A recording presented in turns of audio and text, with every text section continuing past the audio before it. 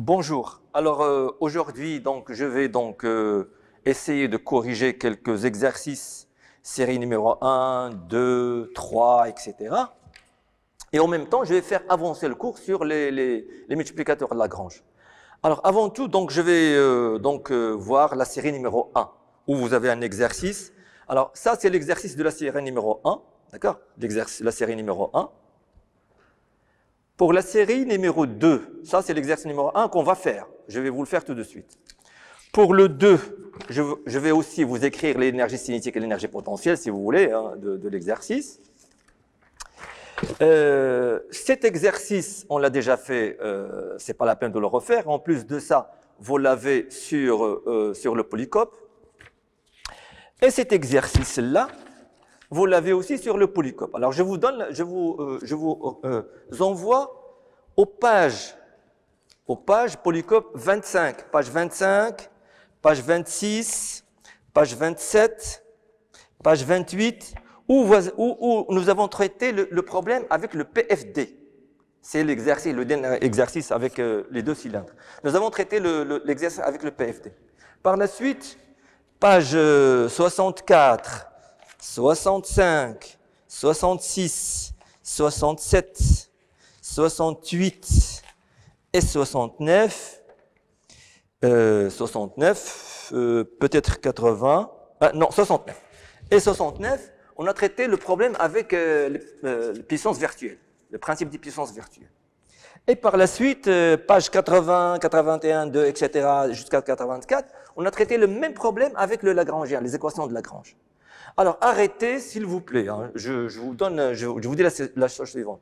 Arrêtez, s'il vous plaît, de me demander les exercices, la correction des exercices, parce que vous avez tout. Il suffit de revoir votre polycope et vous avez tout, hein, vous avez tout. Ce qui change, c'est quoi? Ce qui change, ce sont les éléments de l'exercice. Mais l'essentiel, ce sont les mêmes questions qui se répètent. Il faut calculer l'énergie cinétique, il faut calculer l'énergie potentielle, le Lagrangien, déduire les équations de mouvement, passer aux équations linéarisées, c'est-à-dire aux voisinages de position d'équilibre, et vous avez les vibrations, etc. Il n'y a rien de spécial. Alors, je reviens aussi sur, si vous voulez, pour ne pas alourdir le travail, je vais commencer par l'exercice. Et on discutera par la suite. Voilà l'exercice numéro 1, série numéro 1. Exercice 1, série numéro 1. Série numéro 1. Alors, vous avez ça. Donc, vous avez donc deux tiges. Donc, ici, vous avez le Y0, le O0, le X0. Et là, vous avez une première tige. Et vous avez une deuxième tige. Voilà les deux tiges. Les deux tiges sont reliées par donc, un ressort qui relie G1, G2. G1, G2, et vous avez votre ressort ici. Voilà. Ça, c'est le point B. Ça, c'est le point C. Ça, c'est le point C. Et ça, c'est le point A qui est confondu avec. Donc, j'ai la tige AB, j'ai la tige BC qui sont dans le plan. Et ces deux tiges sont reliées par un ressort de raideur K et de longueur L0. Ici, on vous donne ceci, cet angle-là psi est égal à oméga t, et on vous donne aussi cet angle-là qui est égal à θ, qui est θ, l'angle θ. Alors, on vous demande, alors la question 1, calcule la puissance réelle développée par le poids P2. La puissance virtuelle développée par le poids P2, je vais l'écrire ici, la puissance réelle. La puissance réelle développée par le poids P2, j'écris P2 sur le point G2 par rapport à R0. Parce que P2, c'est une force appliquée, ça c'est le point d'application de la force. Et ceci par définition, c'est P2 V de G2 par rapport à R0. Vous voyez très bien que pour calculer ceci, il vous faut la vitesse de G2. Alors pour calculer la vitesse de G2, donc vous avez donc le choix, faites comme vous voulez.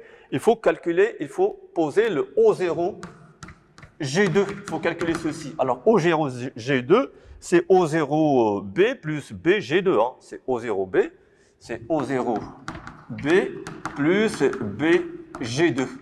Alors O0B, alors les barres sont de longueur 2L, 2L et de masse M. Elles sont identiques. 2L et M, les barres sont identiques. Et bien sûr, j'ai oublié ici que vous avez un moment, c'est un 2. Ça, c'est la tige 1. Ça, c'est la tige 1. Ça, c'est la tige 1. Si vous voulez, c'est le solide 1 ou bien tige 1. Ça, c'est la tige 1. Et ça, c'est la tige 2. Ça, c'est la tige 2. Ça, c'est la tige 2. Bien sûr, on a besoin de voir la tige 1 et 2 pour voir les actions de 1 sur 2 ou bien les actions de 2 sur 1. On en a besoin. Alors, je reviens ici. Alors, OG2, c'est OB plus BG2. Alors, BG2, bien O0B est égal, ceci. Bien sûr, Z égale à 0. O0B, c'est 2L, hein, c'est 2L cosinus de psi. C'est 2L, je mettrai 2L à l'intérieur, sinus de psi, plus L cosinus θ et L sinus θ. Vous voyez très bien que ça ne pose aucun problème. Hein. Et si je voudrais calculer la vitesse, eh bien la vitesse G2, V de G2 par rapport à R0 est égal. Je laisse le 2L à l'intérieur, sinon je mets un L ici. Et je vais avoir 2 moins de psi point. Ah, le psi point, je vais le remplacer par sa valeur. Alors, je vais revenir sur cette chose par la suite. Hein. Psi est égal oméga t. C'est psi est égal oméga t. Psi est égal oméga t. Ça veut dire quoi? En fait, lorsque vous prenez psi égale oméga t, vous avez donc donné à psi une certaine valeur qui est fonction du temps. C'est une contrainte. C'est une contrainte. Hein? C'est une contrainte. Psi n'est plus quelconque. Psi est fonction de oméga t. Psi est égal oméga t, c'est-à-dire qu'on a mis ici un moteur, par exemple, pour faire tourner la tige numéro 1. D'accord? Ça, c'est une contrainte. Et donc, psi point égale oméga. Psi point égale oméga. Donc, ici, vous allez avoir, oh là là, ici, vous allez avoir 2 oméga. Le problème, c'est que c'est une perte de temps parfois. 2 oméga, alors 2 oméga moins sinus de psi, c'est-à-dire sinus oméga t, hein, sinus de psi, plus moins θ point, sinus θ. Et là, vous aurez 2 oméga cosinus de psi plus θ point cosinus de θ. Et là, vous aurez 0. Ça, c'est dans la base B0. B0, c'est dans la base B0, c'est-à-dire dans la base B0, c'est x0, y0. Ça, c'est la vitesse. Et puisque le poids P2 est égal, le poids P, normalement, c'est mg. Le poids P, c'est mg. Or, G, c'est le vecteur qui est vers le bas. G est égal moins G fois y0. Et donc, ceci, P2, c'est moins mg y0.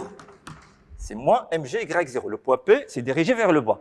Vous avez le poids P, c'est ici, P2. Je parle de P2. P2, c'est ici. Voilà votre poids P2. P2 est appliqué en G2. Et donc, voilà P2. Et ça veut dire quoi? Ça veut dire si je voudrais calculer, attention, si on a les mêmes axes, c'est ça. Les mêmes axes, c'est moins mg. Et donc, cette chose-là est égale. Donc, c'est la projection sur y, c'est-à-dire moins mgl, produit scalaire de ça par la vitesse, multiplié par 2 oméga, le cosinus de psi plus θ point cosinus θ.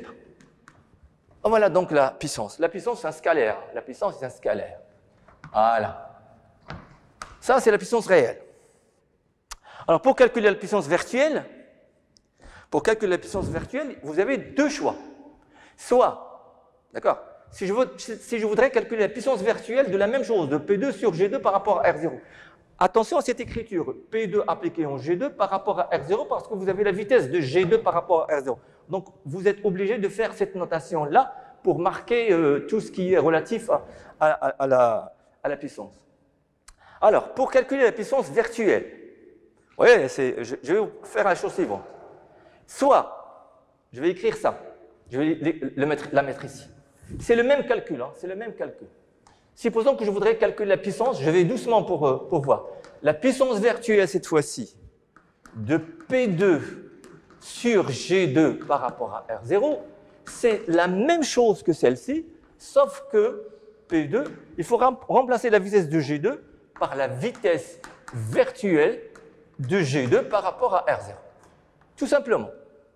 Or, cette vitesse virtuelle de G2 par rapport à R0, pour l'obtenir, il faut regarder la vitesse virtuelle, il faut regarder la vitesse réelle.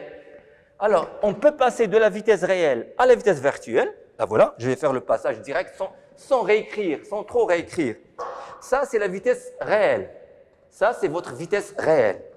Je vais passer à la vitesse virtuelle. La vitesse virtuelle de G2 du même point par rapport à R0. Alors, tout ce qui était fonction du temps, ça c'est psi est égal à oméga t, ça le cosinus oméga t, tout ça ne va pas apparaître et vous allez avoir moins θ point sinus θ et θ point cosinus θ est 0. Mais ne pas oublier les étoiles ici, parce que ce sont des vitesses virtuelles, hein, ce sont les vitesses virtuelles. Donc V étoile, au lieu de θ point, c'est θ point étoile. Donc vous passez de là à là directement. Une fois que vous passez de là à là, vous faites la même chose, P fois cette vitesse, et vous aurez donc la puissance virtuelle. La puissance virtuelle de P2 sur G2 par rapport à R0 n'est rien d'autre que P, c'est moins mgy, donc je vais les multiplier par ceci, ça va me donner moins mgl θ point étoile cosinus θ. Voilà la puissance virtuelle. D'accord? Vous voyez très bien que ça ne pose aucun problème. Il faut juste faire les applications. Si on ne veut pas faire ce passage, c'est-à-dire si je ne veux pas repasser par la vitesse, etc., je pourrais passer directement à partir de la puissance réelle. À partir de la puissance réelle vers la puissance virtuelle, vous voyez très bien que ce terme il dépend du temps. Alors, pour passer de la puissance réelle à la puissance virtuelle, eh bien, j'enlève le terme qui dépend du temps, et je mets le θ point étoile, et vous aurez la puissance virtuelle. D'accord? Ce n'est pas la peine que je le réécrive. Soit vous faites le passage direct comme pour la vitesse, sinon vous refaites le calcul. Très bien. Voilà en ce qui concerne la puissance virtuelle du poids, voilà les deux. Alors, calculer la puissance réelle et virtuelle développée par le couple. Alors, lorsque vous avez un solide, la puissance, ce qui est le cas ici, hein, la puissance, je dirais de 1 sur 2, hein, il me faut, c'est pas un problème.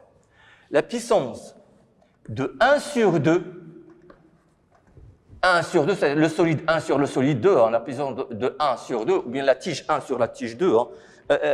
J'aimerais exprès laisser 1 sur 2 pour que vous puissiez voir le 1 sur 2 que je vais mettre ici.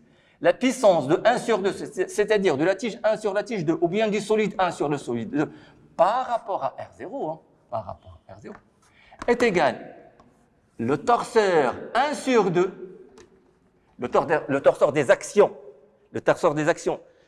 de la tige 1 sur la tige 2, le torseur des actions du solide 1 sur le solide 2, scalaire le torseur des vitesses de 2 par rapport à 1. Le torseur des vitesses de 2 par rapport à 1. Vous voyez très bien que ça, avec les torseurs, ça c'est la relation générale du torseur. Normalement, c'est égal à quoi? Alors, l'action de 1 sur 2, 1 c'est la tige 1, et l'action de 1 sur 2, je vais la calculer au point B. Parce que, normalement, voilà votre solide 1. Voilà votre solide 1. Là, le solide 1. Et le solide 2, c'est ça. Le solide 2, c'est votre tige. C'est exprès, j'ai fait ce dessin. Le point B, c'est le point qui appartient à 1 et 2, la tige 2. Ceci, c'est la tige 1. C'est exprès, j'ai mis comme ça pour que vous voyez uniquement 2. Vous regardez uniquement le 2. L'action de 1 sur 2, elle est appliquée au point B. Au point B, normalement, vous avez deux choses. Vous avez, normalement, ce torseur-là, il va être au point B. Il va être représenté par une réaction au point B et un moment au point B. Ce moment au point B, normalement, c'est C1 sur 2. Je vais mettre C1 sur 2 directement. D'accord? Le moment en B, c'est C1 sur 2. Ici, c'est le C1, le couple C1 sur 2. L'action de 1 sur 2, c'est une résultante R en B et un moment M en B et un moment en B est égal à C1 sur 2. C1 sur 2, d'accord? Ça, c'est le premier torseur. Le deuxième torseur, il faut que bien sûr, ce point B est un point qui appartient à 2. Est un point appartenant à 2. Pourquoi est-ce que j'ai écrit c'est un point qui appartient à 2? Parce que je vais écrire ici le torseur de vitesse de 2 par rapport à 1. Ça veut dire quoi? Ça veut dire c'est oméga de 2 par rapport à 1. Torseur de vitesse du solide 2 par rapport à solide 1, c'est oméga de 2 par rapport à 1. Que je vais écrire au point B qui va appartenir bien sûr à 2. 2 par rapport à 1. C'est la vitesse de B appartenant à 2 par rapport à 1. Voilà. D'accord? C'est la vitesse de B appartenant à 2 par rapport à 1. Oh, ben, le point B, la vitesse de B appartenant à 2 par rapport à 1, ceci est égal à 0. Et donc, si je calcule cette puissance, la puissance va être égale RB fois ça, plus ça fois ça. Or, ça fois ça, c'est 0, plus ça fois ça. Donc, cette puissance, la puissance réelle, donc la puissance sera égale à C1 sur 2. Vous voyez, c'est 1 sur 2, oméga de 2 par rapport à 1. Oméga de 2 par rapport à 1, ça veut dire quoi? Ça veut dire, si vous voulez, c'est oméga de S2 par rapport à S1. Sinon, vous pouvez la scinder en deux parties. Si vous ne savez pas comment calculer oméga de 2 par rapport à 1, vous faites ça. Oméga de 2 par rapport à 1 est égal à oméga de 2 par rapport à R0 plus oméga de R0 par rapport à 1. Ça fait oméga de 2 par rapport à R0 moins oméga de 1 par rapport à R0. Oméga de 2 par rapport à R0, c'est de 2, c'est θ point Z0, et moins oméga de 1 par rapport à R0, c'est psi point, et psi point, c'est oméga. C'est oméga Z0, et donc ceci, c'est θ point moins oméga Z0. Et donc ma puissance réelle, donc la puissance réelle de 1 sur 2 par rapport à R0. Faites attention, c'est la puissance de 1 sur 2. Je pourrais aussi calculer la puissance de 2 sur 1. D'accord? Par rapport à R0 est égal. Le couple C1,2.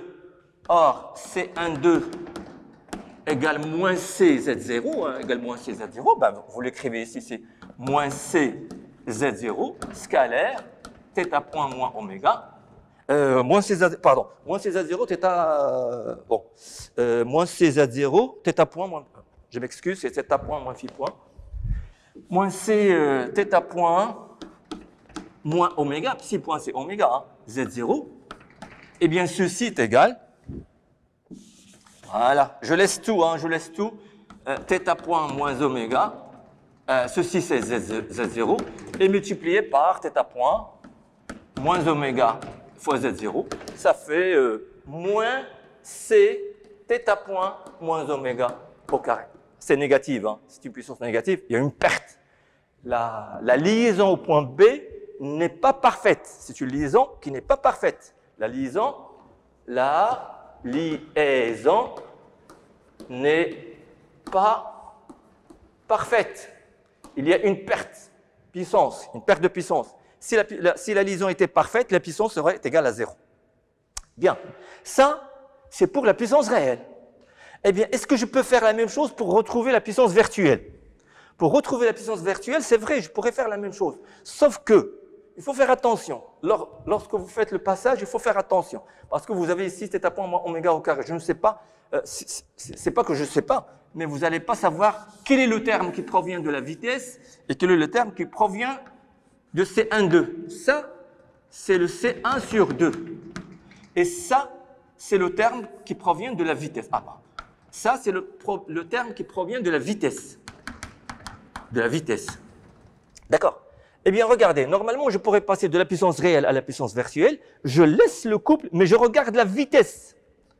Les vitesses, je vais mettre les étoiles. Je vais passer de cette vitesse à la vitesse étoile. À la vitesse étoile, le oméga, il va disparaître. Je vais avoir que θ point étoile. Sinon, je vais faire ça. Je vais faire ça. Regardez, je vais redonner la même définition. La puissance de 1 sur 2 par rapport à R0 est égale. C'est la même définition, sauf que, regardez, vous allez reprendre la même chose. Vous voyez très bien que ça prend du temps. Ça prend du temps pour expliquer. Bien. Voilà. De 1 sur 2, je vais les réécrire. De 1 sur 2, c'était 1 sur 2 fois le torseur des vitesses de 2 par rapport à 1. Ça, c'est la puissance réelle. Et si je voudrais la puissance virtuelle, ben, qu'est-ce que je vais faire? Je vais mettre ça virtuel. Ça, je vais le laisser. Mais ça, c'est mon torseur virtuel. C'est mon torseur virtuel des vitesses de 2 par rapport à 1. Or, je sais que T de 1, T de 2 par rapport à 1 est égal. Ici, c'est θ point moins oméga Z0. Ici, c'est 0 au point B. B appartenant à S2. C'est le torseur des vitesses de 2 par rapport à 1. Je passe de ce torseur au torseur virtuel. Exactement pareil. De 2 par rapport à 1 est égal. Exactement pareil que pour la vitesse, que pour la puissance. B. Alors, faites attention. θ point, ça devient θ point étoile. Tout le reste qui ne contient pas des dérivés, il faut le laisser tomber. C'est Z parce que c'est fonction du temps. Et vous aurez la vitesse, le torseur virtuel qui provient du torseur réel.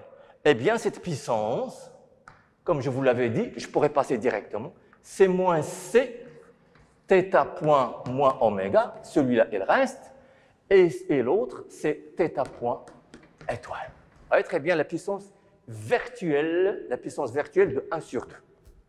Voilà. Voilà la puissance virtuelle de 1 sur 2. Donc, il faut multiplier ce torseur-là, Rm, par celui-là. Et R par 0, c'est 0. Il vous reste le C1 2 fois θ point étoile. Ça vous donne ceci. Bien. Alors, l'autre question, c'est une question qui est très... Elle est un peu longue de traiter cette partie-là. Mais je vais quand même l'écrire. Calculer la puissance virtuelle développée par l'action du ressort sur la barre BC. Calculer la puissance virtuelle. On nous demande de calculer pour 4. On nous demande de calculer la puissance virtuelle de la force de ressort sur la force de ressort. Calculer la puissance virtuelle développée par l'action du ressort sur la barre BC. Sur la base, donc appliquée en G2 par rapport à R0.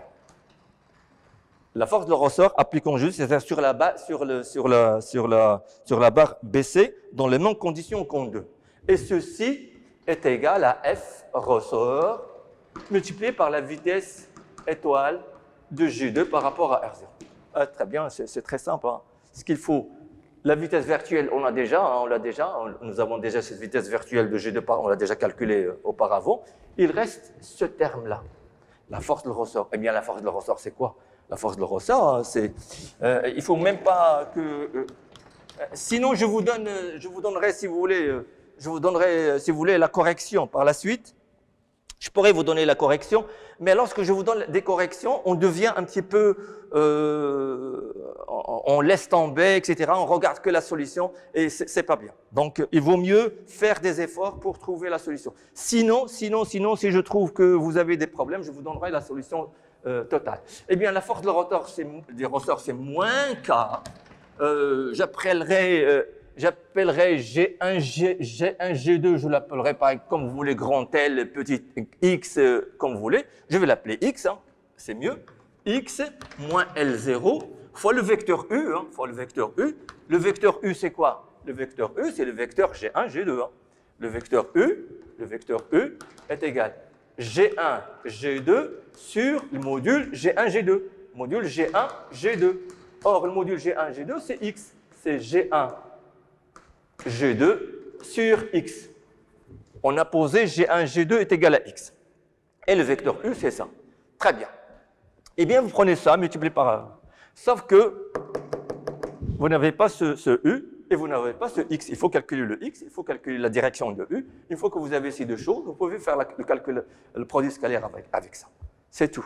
Alors, la première des choses, c'est calculer x. Alors, comment calculer x? Voilà. Alors, vous pouvez utiliser tous les moyens que vous voulez. Moi, je vous donne un moyen pour le faire.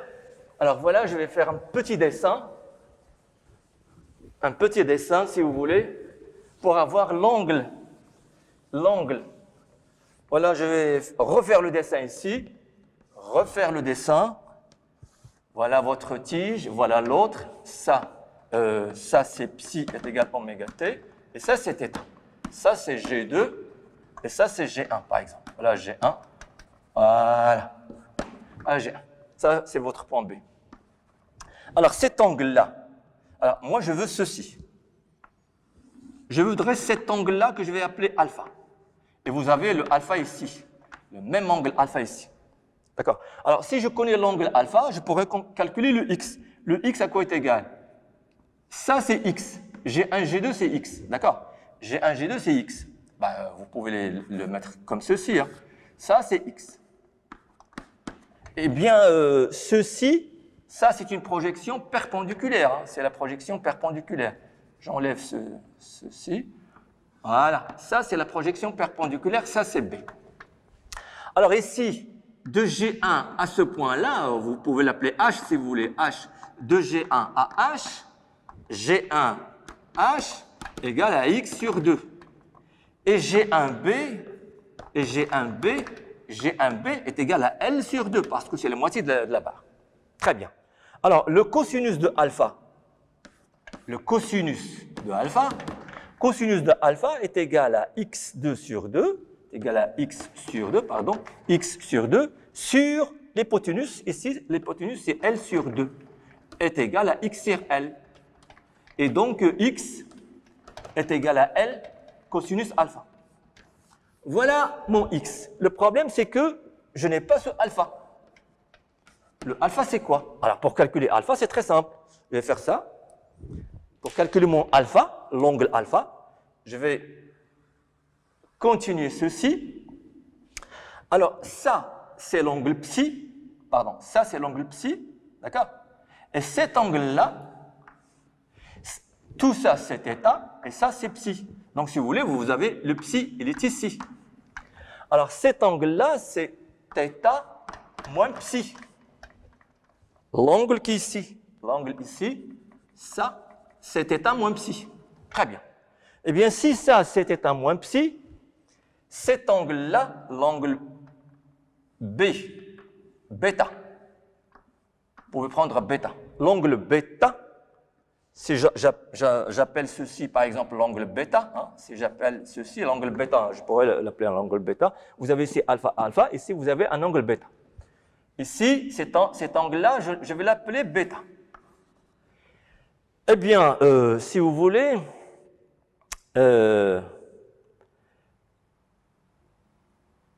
d'abord, pour aller directement, d'abord vous avez 2 alpha plus bêta. C'est la règle dans les triangles 2 alpha plus bêta plus 2 alpha plus bêta est égal à pi. Est égal à pi. Or, l'angle bêta lui-même est égal à pi moins, avec bêta est égal à pi moins θ moins psi. Eh bien, je remplace bêta par sa valeur. Donc, je vais avoir 2 alpha plus bêta, c'est-à-dire pi moins θ moins psi, est égal à pi. Ceci entraîne que alpha est égal à θ moins psi sur 2. Et j'ai donc le x est égal à L cosinus de θ moins psi sur 2. Voilà mon x. Vous voyez, ça pose aucun problème. On peut donc avoir le x. C'est fini, il faut faire le produit scalaire. Maintenant, vous avez la valeur, vous avez l'expression de x. Il vous faut l'expression de u. Ah ben pour l'expression de u, vous pouvez prendre par exemple cette démarche. Elle est aussi simple que l'autre. Cet angle-là, c'est psi. D'accord? Cet angle-là, c'est psi. Et cet angle-là jusqu'au trait rouge, c'est psi plus alpha. Psi plus alpha. Or, psi plus alpha, c'est θ plus psi sur 2. Psi plus alpha, vous voyez, donc ce sont les psi plus alpha. Psi plus alpha est égal à θ plus psi sur 2. L'angle, tout ça, cet angle-là. Cet angle-là, que fait le rouge avec l'axe des x, l'axe x0.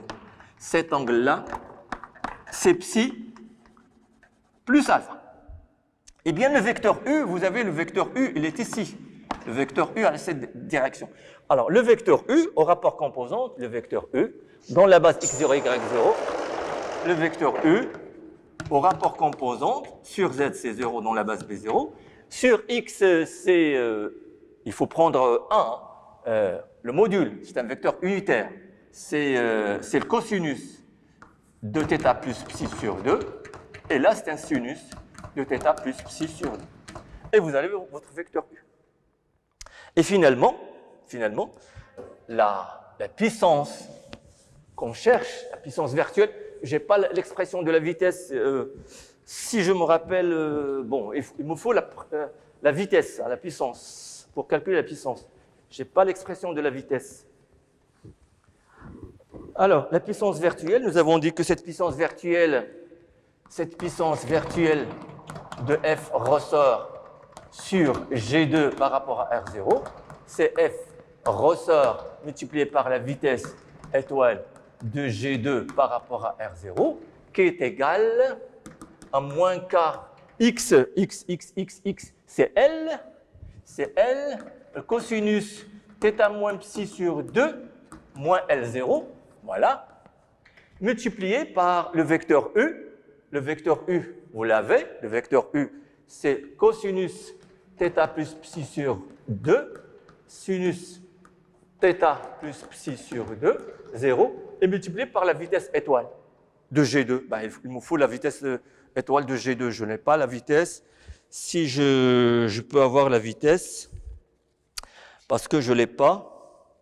La vitesse étoile, je vous rappelle que c'était L,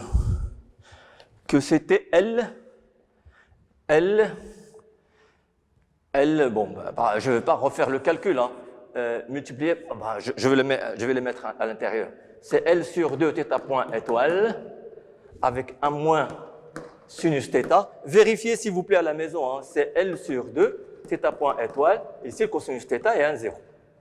Eh bien, vous allez donc vérifier à la maison, il faut juste remplacer la vitesse V étoile, hein. Et donc, cette chose, c'est moins k facteur de L cosinus de θ moins psi sur 2 moins L0. Eh bien, ceci, ça par ça, plus ça par ça. Hein. Donc, ça par ça, plus ça par ça. Il faut faire le produit. Hein. On va sortir le L θ point. Il n'y a rien de... On va sortir le L θ point sur 2. L θ point étoile sur 2. Il nous reste un sinus θ, cosinus θ plus psi sur 2, plus moins, avec un moins. Et c'est plus sinus θ plus psi sur 2, cosinus θ. Il vous reste juste à enlever ceci, c'est-à-dire sinus, cosinus, c'est-à-dire ça, moins ça. Ça moins ça. Ça veut dire c'est un sinus. Ça fait un moins K. Un moins K. L θ point étoile sur 2. Facteur de L cosinus θ moins psi sur 2. Moins L0. Facteur, un sinus cette fois-ci. Un sinus de ça moins ça, c'est-à-dire sinus de psi moins θ sur 2. Et voilà votre puissance. C'est une valeur négative. Il y a un signe moins. Je ne sais pas qu'elle est négative, mais il y a un signe moins. Il faut faire attention au signe moins. Je vais voir, est-ce que c'est bien ça? Oui, bon, c'est très bien, c'est ça. Donc ça, c'est la puissance étoile de FR sur G2 par rapport à R0. Voilà le résultat. Bien. Alors, je vais passer rapidement à l'exercice 2. Je ne vais pas tout traiter. Vous voyez très bien que lorsqu'on traite l'exercice en entier, donc c'est une perte de temps, mais quand même cet exercice, il était très intéressant pour vous. Je passe à la série numéro 2, le premier exercice, l'exercice 1. Je répète que je ne vais pas faire cet exercice. Ça, on l'a déjà fait, vous l'avez, la correction en cours, etc. Et je ne vais pas faire cet exercice non plus parce que vous l'avez. Alors, ce que je vais faire par contre, c'est très intéressant pour vous. Ça, je vais vous donner la solution. Je vais faire cet exercice parce que dans cet exercice, je vais donc vous mettre tout en ordre. Hein. Je vais mettre tout en ordre dans cet exercice-là, là où vous avez la vitesse de glissement, etc. Bien. Alors, revenons donc à la série numéro 2. La série numéro 2, c'est un exercice. Le voilà. Série numéro 2.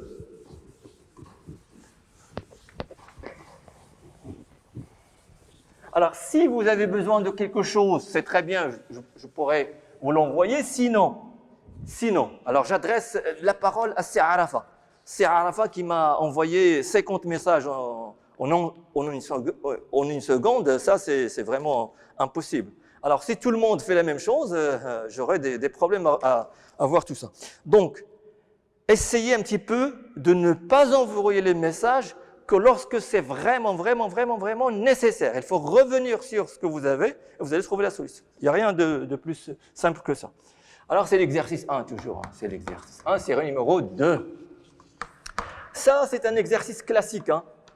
X0, Y0. Ça, on le fait, c'est-à-dire en S3, hein, c'est pas O0. Et vous avez la première tige, comme tout à l'heure, sauf que là, vous avez psi 1. Et là, vous avez psi 2. C'est toujours deux tiges de même longueur, psi 2. Ça, c'est votre point A. Ça, c'est votre point B. Et on suppose qu'il n'y a pas d'action de la tige sur l'autre, c'est-à-dire que là, ce sont des liaisons parfaites. J'ai une liaison parfaite ici et j'ai une liaison parfaite ici. La puissance des actions au point O est égale à 0, ainsi que la puissance calculée au point A est égale à 0. Il n'y a pas de consommation d'énergie, ou bien de dissipation d'énergie. Voilà, donc j'ai deux tiges, il n'y a rien. Donc vous avez ici le Z0, c'est vers vous. Alors, il nous demande de calculer quoi? Déterminer le nombre de degrés de liberté du système. Qu'est-ce qu'on va faire? J'ai deux solides, hein. Solide S1, solide 1 ou bien tige 1. Tige 1, et là j'ai la tige 2. Tige 2, donc 2L et M, les deux. Ils ont la même masse et la même longueur. Alors, un solide dans le plan, il me faut 3 paramètres pour localiser le solide dans le plan. Alors, ces 3 paramètres, je prendrai pour la tige 1. Vous voyez, alors, je suis en train ici de voir la détermination du nombre de degrés de liberté du système. D'accord? Et je vais écrire les équations de contrainte, c'est ça. Et on demande d'écrire les équations de contrainte. Alors, qu'est-ce que je vais faire?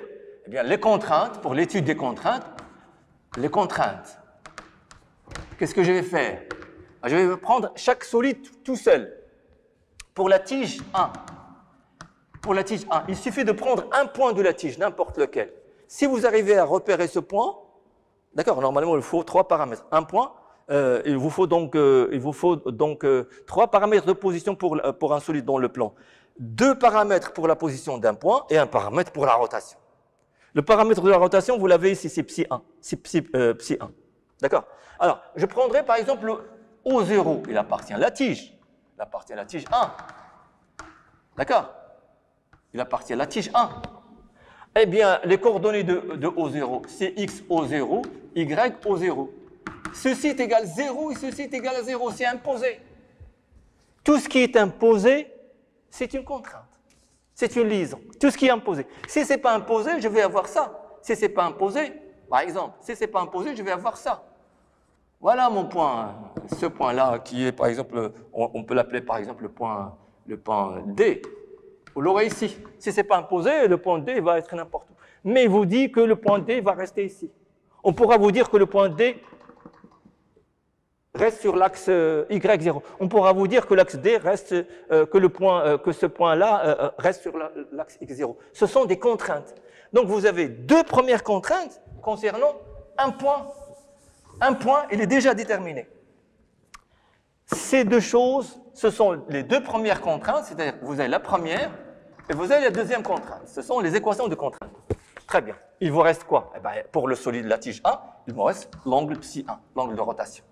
Donc, je n'aurai besoin que d'un angle pour déterminer la position de mon... Bien sûr, si je connais l'angle psi 1, eh bien, je vais connaître la position de la tige. Si le point O0 n'était pas fixe, n'était pas donc en O0, ah ben là, c'est impossible de déterminer la position de la tige si vous connaissez seulement psi 1. Alors, pour psi 2, pour tige 2, pour la tige 2, eh bien, je vais prendre par exemple le point A. C'est un point qui appartient à la tige 2. Or, XA, YA, c'est connu d'avance. C'est connu d'avance. Pourquoi? Parce que XA est égal à 2L cosinus de psi 1, X cosinus, et 2L sinus de psi 1. Si je connais la position de la tige 1, ou bien pour connaître la position de la tige 1, j'aurai besoin de psi 1. Si je connais psi 1, automatiquement, ces deux choses sont déjà connues. C'est-à-dire, je n'ai pas un point A qui se déplace sur la tige, sur la première tige. C'est un point qui est à l'extrémité. Donc, j'ai ça. Vous voyez très bien que ce sont les deuxième, troisième contraintes. Vous avez donc 1, 2, 3, 4 contraintes. Et comme j'ai deux solides dans le plan, c'est-à-dire grand N égale à 6, le nombre de contraintes est égal à 4, ça veut dire que le nombre de degrés de liberté, 6 moins 4, est égal à 2. Ces deux degrés de liberté, c'est psi 1 et psi 2. Et on va s'arrêter 2 minutes pour continuer par la suite.